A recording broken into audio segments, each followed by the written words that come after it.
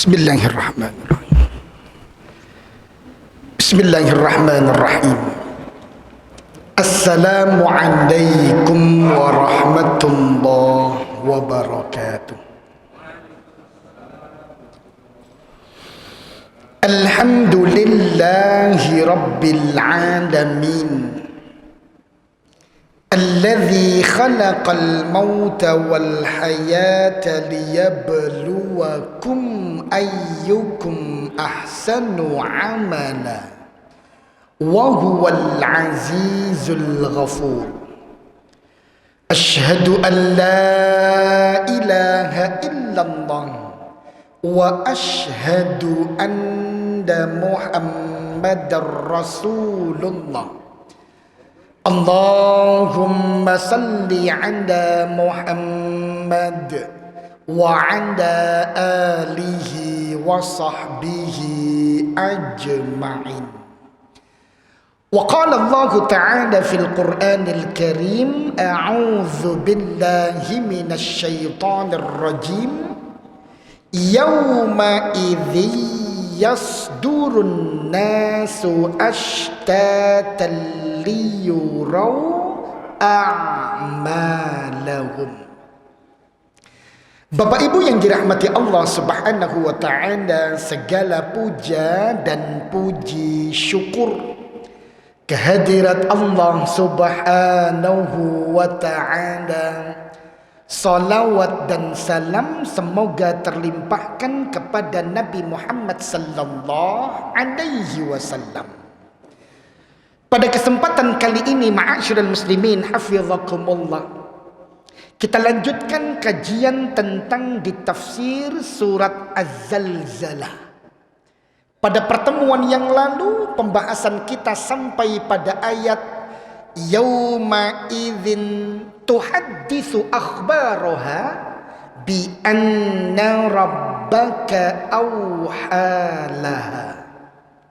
Kita lanjutkan pada kesempatan kali ini di ayat yauma idzin yasdurun nasu ashtatan liyurau a'malahum. Yauma idzin, dan pada hari itulah, yasdurun nas, manusia itu dibangkitkan oleh Allah Subhanahu wa ta'ala ashtatan, dalam wujud yang berbeda-beda, liyurau a'malahum, agar kemudian ditunjukkan kepada mereka apa-apa yang telah mereka kerjakan. Ma'asyiral muslimin hafizakumullah, kata ashtatan itu menunjukkan ada macam-macam kondisi yang di saat itulah manusia dibangkitkan oleh Allah Subhanahu wa ta'ala bergantung pada apa yang telah ia lakukan dalam kehidupan dunianya. Salah satu di antara ashtatan atau bentuk-bentuk dibangkitkannya manusia kelak pada hari kiamat, ma'asyiral muslimin hafizakumullah, adalah jaa yaumal qiyamah al-laun launud dam warrih rihul misk. Ada mereka-mereka yang ketika mendatangi kiamat dan dibangkitkan oleh Allah Subhanahu wa ta'ala, ketika itu warna badannya itu seakan berlumuran darah, warna merah darah. Warri, tapi aromanya, ma'asyiral muslimin hafizakumullah, rihul misk, sewangi kasturi. Siapakah itu? Ma'asyiral muslimin hafizakumullah, Rasulullah sallallahu alaihi wasallam tegaskan dalam satu hadis riwayat Imam Al-Bukhari. Kata beliau sallallahu alaihi wasallam, walladzi nafsi biyadihi, demi Allah yang diriku berada di dalam genggaman tangan kekuasaannya, La yuklamu ahadun fi sabilillah. Tidaklah seseorang itu terluka dalam perjuangannya membela agama Allah di jalan Allah. Dan tentu wallahu a'lamu biman yuklamu fi sabilih. Allah tentu maha mengerti dan mengetahui siapa saja yang terluka dalam perjuangannya di jalan Allah subhanahu wa ta'ala. Maka tidaklah didapatkan oleh hamba tersebut illa, kecuali jaa yaumal qiyamah launud dam, dia akan mendatangi kiamat dalam tubuh berwarna merah darah, warih rihul misk, tapi aroma sewangi kasturi. Ma'asyiral muslimin hafizakumullah.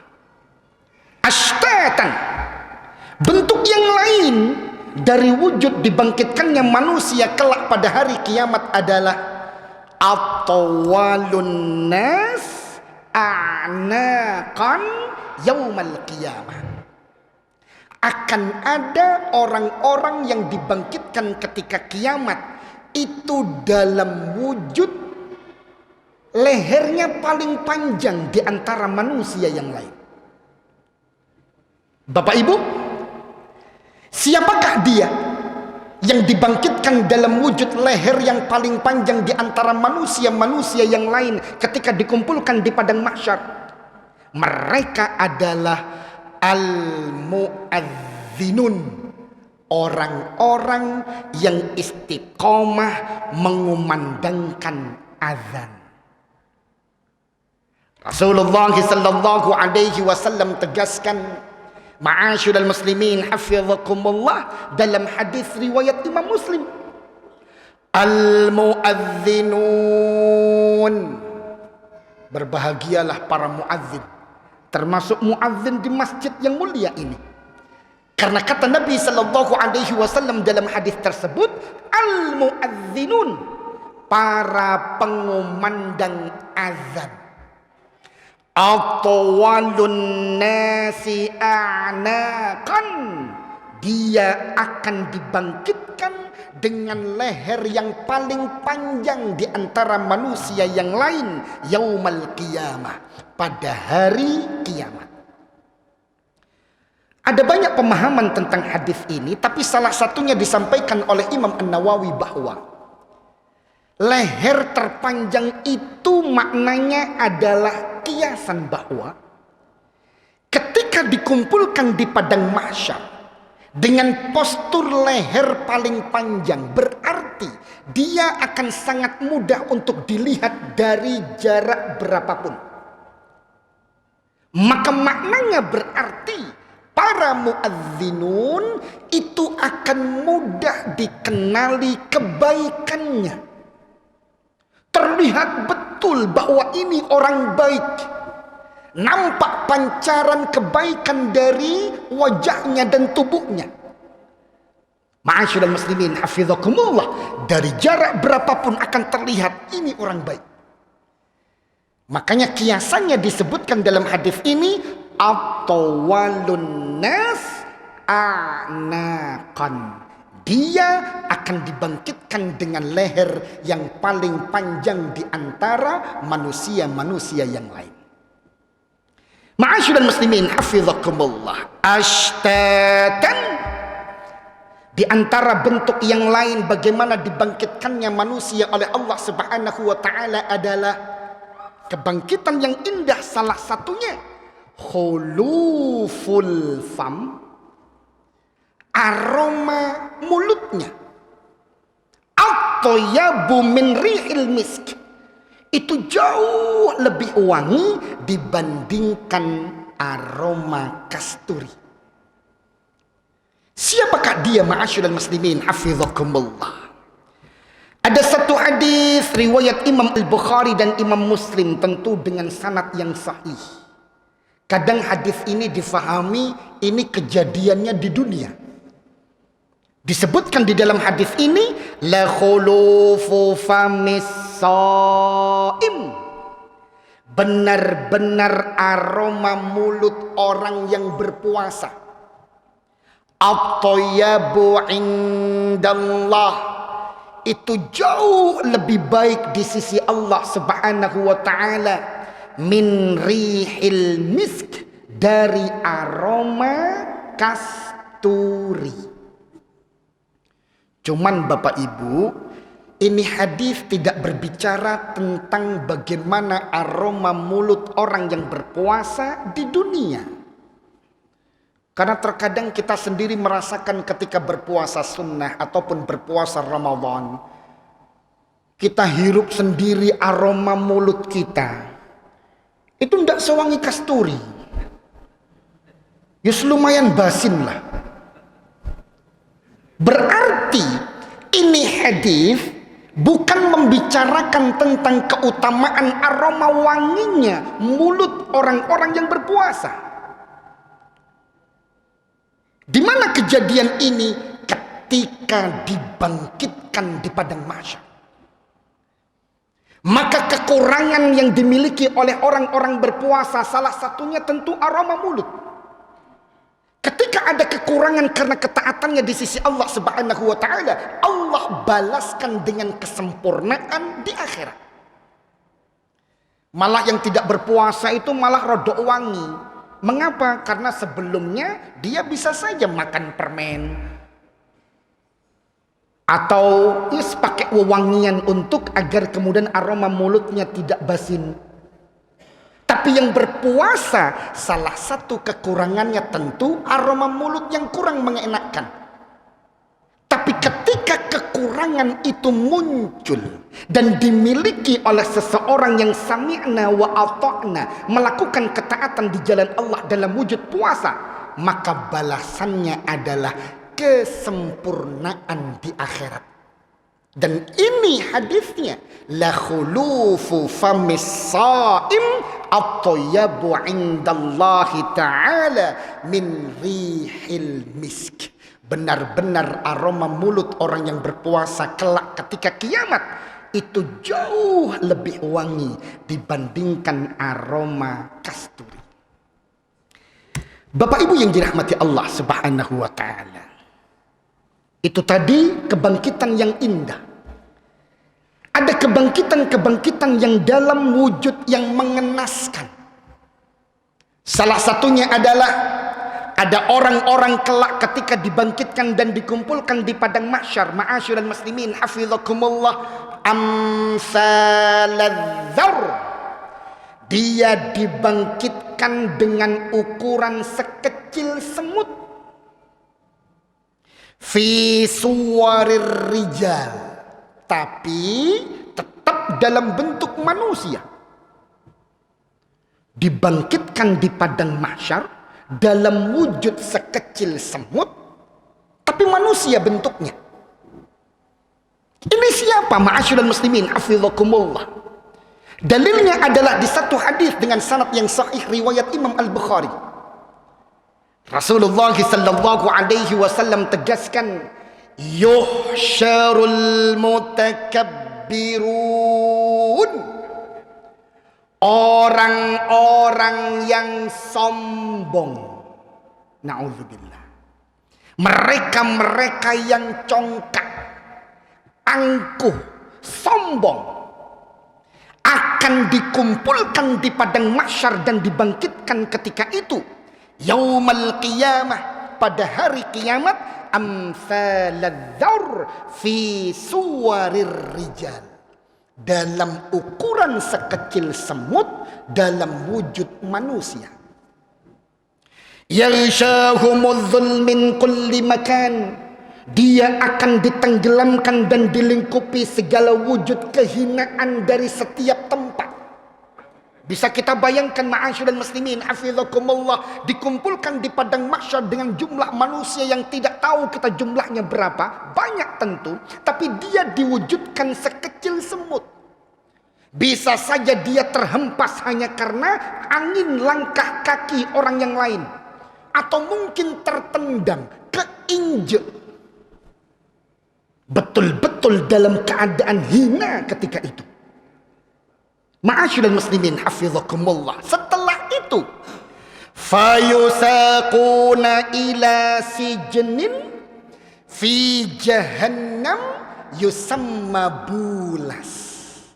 Dan setelah itu orang yang sombong itu akan ditarik dan diseret oleh Allah Subhanahu wa taala masuk ke dalam neraka jahanam dan dimasukkan ke dalam sebuah penjara namanya bulas. Kita tidak bisa membayangkan Bapak Ibu, di dunia saja kalau masuk penjara itu sumpek. Itu di dunia. Hidup di dunia, masuk penjara, sumpek. Lah ini sudah di neraka. Tempatnya penjara lagi.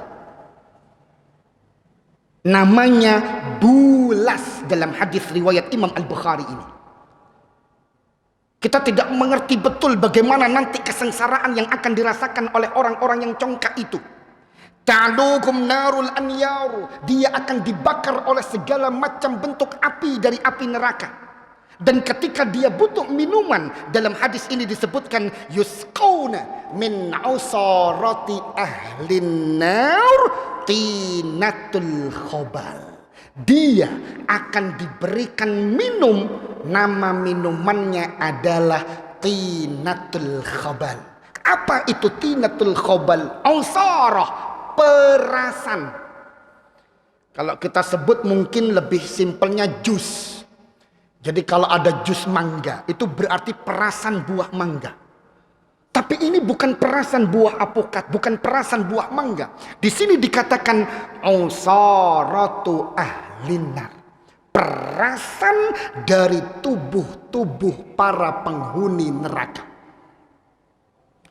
Jadi isinya perasan darahnya, cucuran nanahnya, keringatnya. Mohon maaf, ingusnya, ilernya, semacam-macam sudah bercampur menjadi satu, menjadi sebuah minuman yang sangat menjijikkan. Dan itu diminumkan kepada siapa? Orang yang sombong. Ma'asyiral muslimin hafizakumullah. Siapakah orang-orang yang sombong akan dijamin dengan kesengsaraan dan kehinaan seperti ini? Bapak Ibu, ada 3 kesombongan yang dijamin kekalnya dia di neraka. Selain dibangkitkan dalam keadaan hina. Yang pertama, dalam surat Ghafir pada ayat yang ke-60 disebutkan bahwa innal ladzina yastakbiruna an ibadati, sesungguhnya mereka-mereka yang sombong, enggan dan ingkar untuk menyembahku, sayadkhuluna jahannam dakhirin, mereka akan masuk ke dalam jahanam dengan hina. Bapak Ibu yang dirahmati Allah Subhanahu wa taala, kesombongan yang paling tinggi adalah kesombongannya orang-orang kafir yang enggan mengakui ketuhanan Allah, enggan meyakini benarnya syariat Allah, dan tidak mau menyembah Allah Subhanahu wa taala. Atau kesombongan yang kedua, sebagaimana sombongnya iblis. Itu termaktub di dalam surat Al-Baqarah pada ayat yang ke-34. Wa idh qulna lil malaikati isjudu li adama fasajadu illa iblis aba wastakbaru wa kana minal kafirin. Atau kesombongan yang ketiga, kesombongannya Fir'aun, dan itu diabadikan di dalam banyak ayat. Salah satunya adalah di surat An-Naml pada ayat yang ke-14. Allah Subhanahu wa taala tegaskan wajahadu biha wastaiqanatha anfusuhum zulman wa uluwa. Fir'aun dan pengikutnya yakin yakin dengan kebenaran yang dibawa oleh Nabi Musa alaihissalam. Tapi mereka sengaja dengan kesadaran itu sengaja mengingkari secara zalim dan sombong. Bapak Ibu, sedikit kita memperpanjang pembahasan tentang sombong. Ternyata ada sombong itu yang boleh. Makanya tadi kami pertegas bahwa sombong yang akan diseret, digabungkan, dibangkitkan dalam wujud sekecil semut, itu ya sombong-sombongnya orang kafir, sombong-sombongnya iblis, sombong-sombongnya Fir'aun. Tapi Bapak Ibu, ada sombong yang boleh ternyata. Apa itu? Dan ini tentu berbeda. Dikisahkan dalam peristiwa perang Uhud. Ada sosok sahabat Nabi Sallallahu Alaihi Wasallam, itu namanya Abu Dujana. Nabi Sallallahu Alaihi Wasallam sampaikan, siapa yang mau menerima pedangku ini. Ada banyak sahabat Nabi Sallallahu Alaihi Wasallam yang kemudian mengulurkan tangan untuk hendak menerima pedang Nabi Sallallahu Alaihi Wasallam. Tapi Nabi Sallallahu Alaihi Wasallam katakan, yang menerima dan menunaikan haknya. Maka akhirnya yang menerima pedang itu adalah sosok yang bernama Abu Dujana. Bapak Ibu, setelah menerima pedang itu, Abu Dujana mengikatkan kain merah di kepalanya. Yang para sahabat sudah mesti mengerti betul. Itu tanda bahwa tidak ada satupun yang bisa membuatnya takut. Kematian pun tidak bisa membuatnya takut. Maka kemudian Abu Dujana dengan ikat kepala merahnya dan membawa pedang Nabi Sallallahu Alaihi Wasallam, beliau berjalan petentang-petenteng kalau dalam bahasa Jawanya. Apa ya? Terlihat betul keangkuhannya, terlihat betul kesombongannya, seakan dia paling kuat ketika itu. Berjalan di hadapan pasukan kafir. Rasulullah Sallallahu Alaihi Wasallam kemudian bersabda, diabadikan dalam satu hadis riwayat Imam Ibnu Ishaq. Kata beliau Sallallahu Alaihi Wasallam, innaha lamishyatun yabghaduha Allah. Jalannya Abu Dujana itu sebenarnya jalan yang dibenci Allah. Petentang-petenteng, sok jagoan, sok kuat, itu jalan yang dibenci oleh Allah. Illa, kecuali fi hadzal mautin, kecuali ketika itu dilakukan dalam peristiwa seperti yang sekarang ini. Jadi petentang-petentengnya Abu Dujana, sok kuatnya Abu Dujana, menampakkan sangar, garang, kuat di hadapan orang kafir. Itu salah satu kesombongan yang diperbolehkan. Bapak Ibu, dan ini terbukti oleh dilakukan para pemuda-pemuda Palestina ketika berhadapan dengan pasukan-pasukan Israel. Meskipun mungkin mereka kecil, ma'asyiral muslimin hafizakumullah, mungkin badan tidak kekar, tapi sikap mereka, keganasan dan kegarangan mereka di hadapan orang-orang kafir, itu kesombongan yang boleh. Kalau di hadapan orang kafir lemes, dempes, tambah watuk-watuk, pilek pisan, ya Allah, tambah terjajah kita. Apalagi mereka-mereka yang sengaja mengusir kita dari rumah-rumah kita, menganiaya anak-anak dan istri-istri kita, dan melecehkan agama kita. Maka kesombongan yang seperti ini boleh. Ma'asyiral muslimin hafizakumullah. Jadi makna sombong yang tadi diancam dengan kebangkitan di hari akhir dalam keadaan hina, diseret masuk ke dalam bulas penjaranya jahanam, diminumkan kepadanya tinatul khabal, itu adalah kesombongan orang-orang kafir, kesombongan sebagaimana sombongnya iblis, dan kesombongan sebagaimana sombongnya Fir'aun. Bapak Ibu yang dirahmati Allah Subhanahu wa taala. Ada kebangkitan yang tidak mengenakan lagi. Apa itu? Ja'a yaumal qiyamah wa syikkuhu ma'il.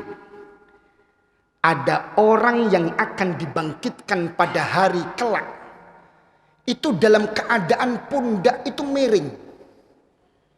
Meskipun di kehidupan dunianya dia gagah, normal. Tapi ketika dibangkitkan pada hari kiamat, itu dalam keadaan pundak miring. Mungkin kalau dalam bahasa Jawanya sengkleh. Dibangkitkan dalam keadaan sengkleh. Itu paling mudah mengartikan hadis ini. Siapa dia? Ya bukan beliaunya. Ini cuma foto saja. Orang-orang yang kelak dibangkitkan dalam keadaan sengkleh adalah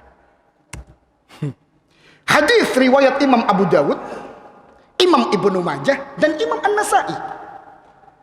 Kata Nabi sallallahu alaihi wasallam, "Man kanat lahum ra'atan." Barang siapa yang punya dua istri. Nah, ini hati-hati yang punya dua istri atau yang berniat untuk punya dua istri juga harus betul-betul mewaspadai hadis ini agar kemudian ketika dibangkitkan tidak sengkleh. Ma'asyiral muslimin hafizakumullah. Kata Nabi SAW, man kanat lahum ra'atan. Barang siapa yang dalam kehidupan dunianya memiliki dua istri. Famala ila ihdahuma. Tapi cenderung untuk tidak berbuat adil. Lebih mengutamakan satu di antara keduanya. Maka kata Nabi sallallahu alaihi wasallam, jaa yaumal qiyamah wasyikkuhu ma'il. Dia akan dibangkitkan pada hari kiamat dalam keadaan pundak itu berjalan miring. Jadi kita pastikan Bapak Ibu betul-betul adil. Adil itu dalam wujud yang bagaimana? Adil di pembagian nginep. Jangan sampai mbok nom 4 hari, mbok wek 1 hari. Atau an-nafaqah, pembagian harta belanja. Nafaqah. Jangan sampai berbeda. Ma'asyiral muslimin hafizakumullah. Rasulullah sallallahu alaihi wasallam selalu berupaya untuk melakukan keadilan dan memunculkan keadilan di antara kehidupan istri-istri beliau sallallahu alaihi wasallam. Dan itu patut untuk kita teladani Bapak Ibu yang dirahmati Allah Subhanahu wa taala. Tapi kemudian ada rasa adil yang mungkin susah untuk dimunculkan. Kalau itu di atas jangkauan manusia. Kalau sekedar untuk pembagian jatah nginep, semua wajib untuk melakukan keadilan. Nafkah wajib ada. Tapi mungkin kalau rasa sayang, rasa cinta itu mungkin berbeda. Itu satu hal yang dimaklumi oleh Allah Subhanahu wa taala. Ma'asyiral muslimin hafizakumullah. Salah satu dalilnya adalah bagaimana Nabi sallallahu alaihi wasallam berdoa di dalam satu hadis riwayat Imam Abu Dawud, Imam At-Tirmidzi, Imam An-Nasai dan Imam Ibnu Majah. Kata Nabi sallallahu alaihi wasallam dari Aisyah radhiyallahu anha, kana yuqasimu baina nisaihi fayadil. Nabi sallallahu alaihi wasallam itu membagi setiap bagian di antara istri-istri beliau dengan penuh keadilan. Tapi setelah itu beliau masih yakin mesti ada yang tidak adil. Makanya beliau kemudian berdoa, Allahumma hadza qasami fima amlik.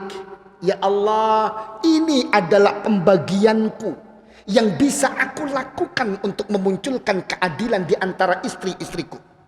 Fala talumni fima tamliku wala amlik. Dan jangan engkau mencelaku ya Allah, jikalau ada keadilan yang tidak bisa aku lakukan, dan keadilan itu hanyalah kuasamu. Ma'asyiral muslimin hafizakumullah. Makanya ketika ditanya oleh seorang sahabat Nabi sallallahu alaihi wasallam, ayyun nas ahabbu ilaik ya Rasulullah, siapakah yang paling engkau cintai wahai Rasulullah? Aisyah. Kalau di kalangan lelaki, siapakah yang paling engkau cintai wahai Nabi? Abu Bakar As-Siddiq. Apakah beliau tidak mencintai Ali bin Abi Thalib? Tetap cinta, tapi cintanya jauh lebih besar kepada Abu Bakar As-Siddiq. Yang kedua, Umar bin Khattab. Di antara wanita, Aisyah radhiyallahu anha. Itu berarti Bapak Ibu, ada rasa sayang yang mungkin orang tidak kuasa untuk membaginya secara adil. Yang ini dimaklumi oleh Allah Subhanahu wa ta'ala. Tapi kalau sudah jatah menginap, jatah nafkah, jangan sampai tidak adil, karena kelak orang tersebut akan dibangkitkan di padang mahsyar dalam keadaan syikkuhu ma'il. Bapak Ibu yang dirahmati Allah Subhanahu wa ta'ala. Terakhir untuk pertemuan ini adalah salah satu wujud dibangkitkannya manusia dalam keadaan yang tidak mengenakkan adalah ya'ti yaumal qiyamah.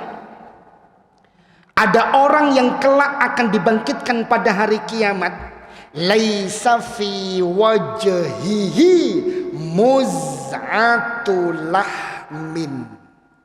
Tidak ada sekerat daging pun di wajahnya. Mungkin ya, mungkin gambarannya seperti ini mungkin. Yes, kayak tengkorak ini. Wis nggak ada daging sedikit pun. Siapa Bapak Ibu yang akan dibangkitkan dalam wujud seperti ini? Dalam hadis riwayat Imam Al-Bukhari dan Imam Muslim, mereka adalah pengemis. Allah berikan kemampuan dia bisa berkarya dengan jasadnya yang sempurna. Allah anugerahkan keterampilan hidup, jasad dan badan yang sehat, tapi dia masih tergiur untuk mengemis. Karena memang pengemis itu Bapak Ibu kadang penghasilannya itu jauh lebih besar daripada pegawai-pegawai kantoran. Dia satu hari bisa 1.500.000 lah, minimal 300.000. 2.000 di perapatan gitu ya. Satu hari bisa 300-500. Nah, kalau 500.000 satu hari dikali 30 hari, Allah. Makanya banyak orang yang sehat kemudian memiskinkan dirinya sendiri dan berpura-pura tidak mampu untuk bisa melakukan apapun, akhirnya ngemis.